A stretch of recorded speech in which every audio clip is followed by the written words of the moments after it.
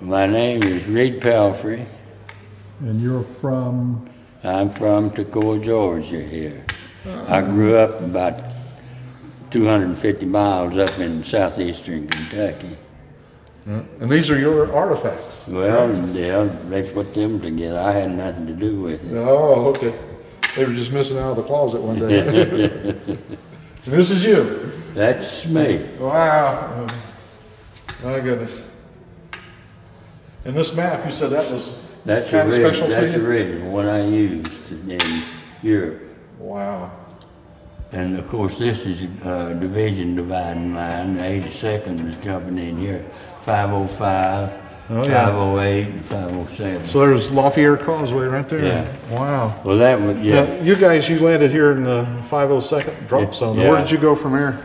Well, we had our missions. You had a gun emplacement right here, and then we had these two roads that came off of the beach. Off the beach, for the 4th to seal off and to correct. And then we had the block up here, roadblocks up here, and then anywhere else that we thought that the Germans could get through and get troops down toward Carentan and on down toward Sherbrooke. By August, I had joined OSS and completed their training that they wanted done, and I was back into France again. Oh, really? Special missions. On the day that they started Market Garden, I had completed the mission down in Dijon, and I was on my way back home, back to London. Wow. Or to Paris. Paris had been liberated by then. And did you do any more jumps during? I left the ETO and went to China with OSS. Whoa. Really? What year was that? Was that 44 when I came home, and I spent all of 45 out in China till the war. Well, what were you doing there? Same thing I was doing in Europe. Just stuff you couldn't talk about, right? Well, it's basically the same thing, different language. I can remember that old house.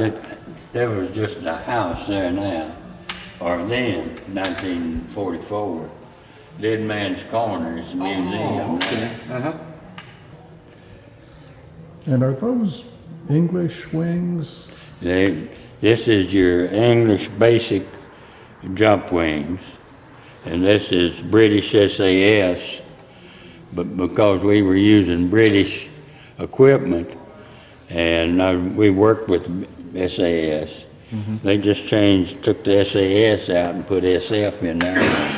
And there's only about maybe 60 pair of those things floating around. Wow. Yeah. How many missions did you go on when you were over in China? Well, we were surrounded as usual. So anytime we wanted a mission, all we had to do is come down off the mountain and start flying. Found you something to do, right? Yeah. So, did you ever make any jumps after the war? no, hell no. If you made one, you don't need to make any more. There you go. Any idea how many you made? Total jumps? About 20, some 24, 29, wow. Somewhere in. A lot. We had to jump every month back then to draw our pay. Right. So they were pay jumps. You had to have a lot of pay jumps. The only ones count are the ones where they're shooting at you. And how many of those out of that were people shooting at you when you jumped? 3? Yeah. At least 3, but they were right behind the lines and whatnot. Okay. So Normandy, and then the other ones were OSS? Normandy, and then I made one jump down in right close to, outside of Dijon, France, southeastern France.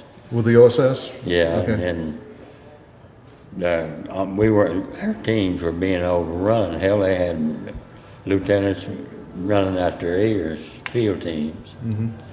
So they said you can either go to China or you can go back to the 101st. And I'd already been to 101st one time. I knew what that organized fighting was. So I said, to hell with that, I'll go to China. You had your K rations over there. Well, we were limited on, no, we didn't have K rations. We had them, but They were very limited because everything had to be flown in over the hump. And you had about 30,000 advisors for the Chinese armies. And then, of course, you had the 10th Air Force, or 14th, I don't know, 10th or 14th, which was that? Chenault's old world, yeah. Did you ever get involved with them at all, the Flying Tigers, after they came around? Only once or twice we went out through their bases. And a time or two thought they were going to be captured. We went out and did some stuff, kind of keep them out. So I can't help notice your boots are still absolutely spit shine. How do you keep them that way? I give my wife a shot. All right. You're a good man.